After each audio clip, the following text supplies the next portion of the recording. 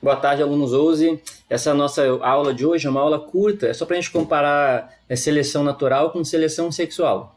Mas para entrar nesse assunto de seleção natural e seleção sexual, é bom a gente lembrar algumas ideias evolucionistas, vai falar um pouco sobre evolução. A gente vai dar, então, uma leve introdução sobre evolução, para depois entrar no assunto seleção natural e seleção sexual. Antes de a gente falar de evolução, tem que ter em mente a ideia de que evolução não é uma melhoria. Evolução não é que as espécies melhoram com o passar do tempo, e sim que ocorre uma modificação com o passar do tempo. Então, evolução é sinônimo de modificação. As coisas mudam, as coisas, portanto, evoluem. A gente tem a ideia de evolução como melhoria, mas é uma ideia equivocada. Então, a ideia real, o fato real é que evolução nada mais é do que modificação. Se as coisas mudam, as coisas evoluem. Um exemplo claro é esse coronavírus novo por aí. Ele é uma mutação de um vírus que existia anteriormente. Então, ele é uma modificação que ocorreu. Então, ocorreu uma evolução no vírus. Ele não ficou melhor, não ficou pior, houve uma modificação dele. Beleza? Antes da ideia evolucionista, o que a gente tinha em mente era a ideia fixista. As espécies não mudavam com o passar do tempo. A ideia evolucionista é que as espécies mudam com o passar do tempo. E o primeiro pensador evolucionista foi Lamarck. Lamarck propôs a ideia de que as espécies se transformam com o passar do tempo, pautado em dois princípios.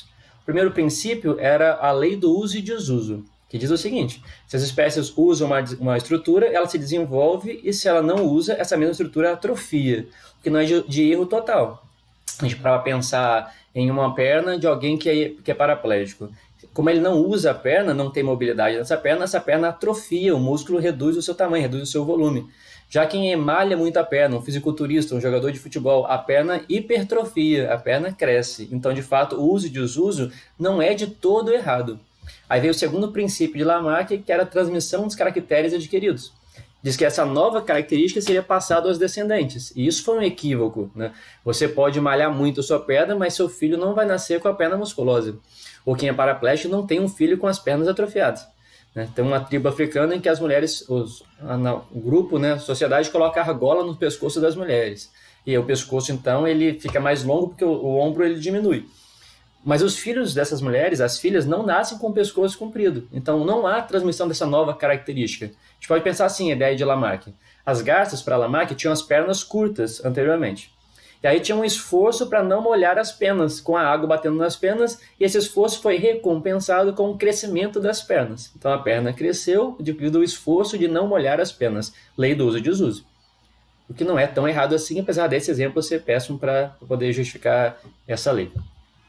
E essas garças de pernas longas passaram a cruzar com outras garças e nasceriam, portanto, garças de pernas longas. Esse é o segundo princípio de Lamarck, que é a transmissão das características adquiridas. Então, a primeira lei do uso e desuso, segunda, a transmissão de caracteres adquiridos. O segundo, ele é equivocado. O segundo, foi um grande erro. E o segundo que a gente pega no pé de Lamarck por causa dele. Depois a gente vai falar melhor sobre Lamarck. O segundo pensador evolucionista que a gente pode falar é Darwin, que é o mais famoso, sem dúvida nenhuma. Claro que teve a ajuda de Wallace, mas a gente fala disso em outro momento também.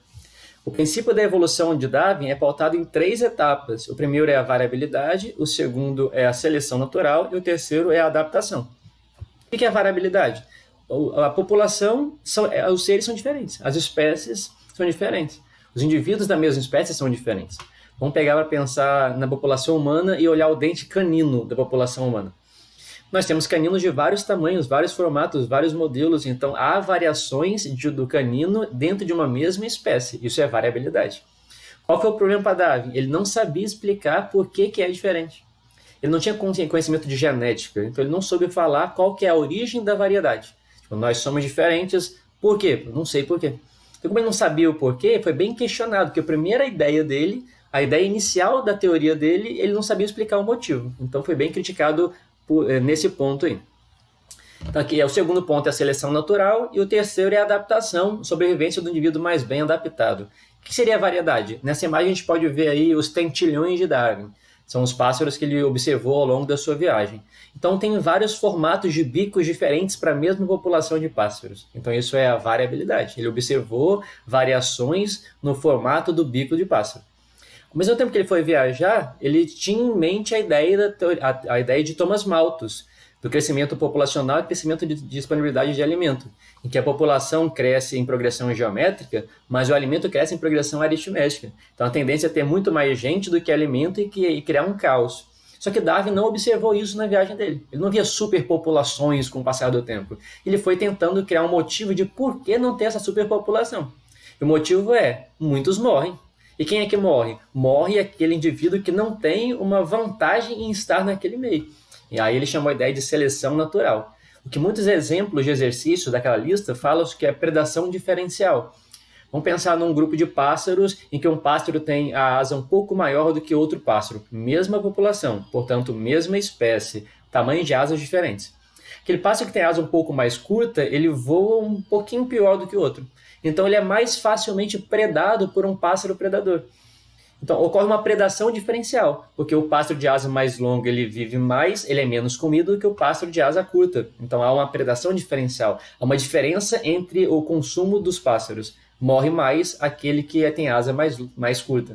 Isso é predação diferencial. E o que isso faz? Faz com que você elimine um grupo daquela população.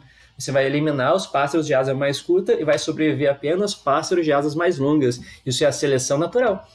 Então, o predatismo é uma forma em que o meio seleciona indivíduos mais bem adaptados ao meio. Predatismo, competição, é assim. Então, vão competir. Aquele que tem menor vantagens na competição, ele é eliminado por seleção natural. Seleção natural não é uma força divina que exclui um e seleciona outros. Não, é a sobrevivência dos seres, a competição, são relações ecológicas que fazem com que um grupo seja selecionado e outro seja eliminado. Um exemplo bom para falar disso é de bactéria, que o Enem adora falar dessas bactérias. E faz parte do dia a dia, e por isso que antibiótico não é vendido sem receita. Ele já foi feito e viu que a gente está fazendo coisa errada. Por quê? As bactérias têm vários níveis de resistência a antibiótico. Como na população humana tem vários níveis de resistência ao álcool, por exemplo. Vamos imaginar assim, uns bebem uma latinha de cerveja e já ficam felizes da vida. Outros precisam tomar uma grade e ainda assim não ficam tão bêbados como gostariam de ficar. Um com uma latinha já está tirando a roupa, jogando para o alto. Outro com uma grade ainda não chegou nesse nível. Ou seja, há resistência ao álcool diferente entre os seres da mesma espécie, seres humanos. Mesma coisa acontece com bactérias. Algumas morrem com uma taxa baixa de antibióticos, outros dependem de uma taxa maior de antibiótico. O problema é que a gente toma antibiótico de maneira equivocada. Então a gente começou a tomar o remédio, começou a matar as bactérias, mas começou a matar apenas aquelas que não são resistentes, as mais sensíveis, e aí foi eliminando. Se você para de tomar esse remédio, sobrevivem algumas bactérias, e quem sobrevive? Aquela que é resistente ao antibiótico. Essa bactéria, ao se reproduzir, passa a dar origem a bactérias como ela é, resistente ao antibiótico. Então, você seleciona uma superpopulação de bactérias resistentes a esse medicamento. Não é que a bactéria se tornou resistente, não é isso. É que o uso contínuo de antibióticos seleciona as bactérias que já são naturalmente resistentes. Elas já eram, só que você não eliminou porque não tomou corretamente o medicamento. Então, não há mutação para a seleção de bactérias resistentes. Não há uma modificação, há apenas uma seleção, porque a gente mata as mais sensíveis e permanecem as mais resistentes. Essa é a ideia aí de seleção natural. Mas, olha para esse pavão.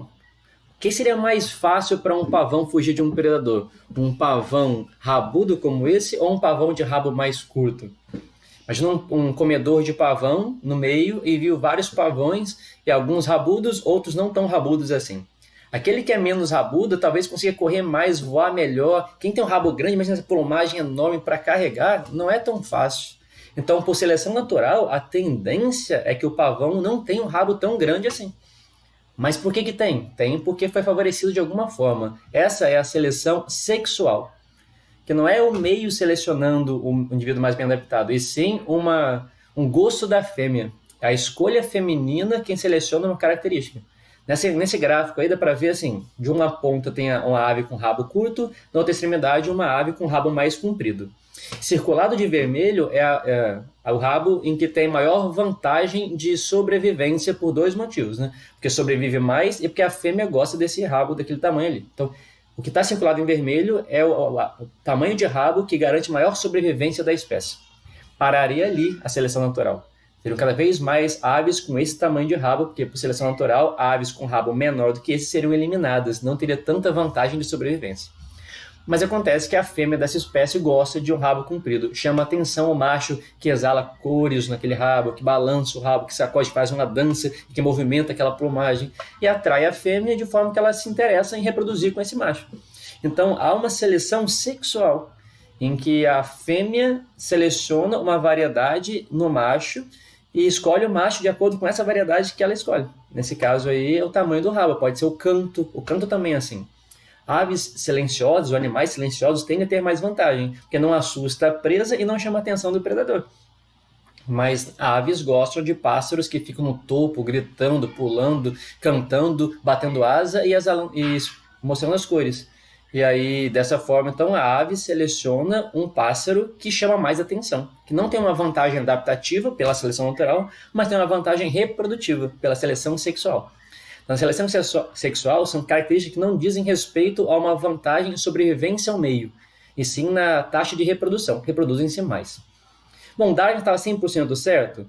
Não 100%, porque ele não conhecia muito bem a ideia de genética. Então, vários conhecimentos que vieram depois de Darwin melhoraram um pouco essa ideia dele, e a gente chama hoje de neodarwinismo, que também tem outro nome, teoria sintética da evolução.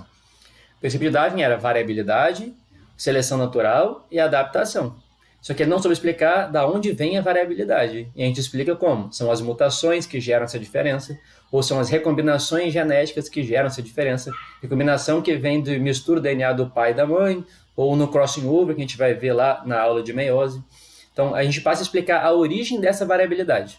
Então, aí a gente passa a ter a explicação por que somos diferentes. O meio seleciona aquela variedade mais bem adaptada ao meio, possibilitando, então, uma adaptação para aquele tipo de meio. Lembrando que o meio muda, e se o meio muda, a variedade mais bem adaptada ao meio muda também. Beleza? Bom, essa é a nossa aulinha de hoje. A ideia era comparar a seleção natural à seleção sexual. Espero que você tenha gostado. A gente vai tentar fazer mais vídeos curtos aí como esse.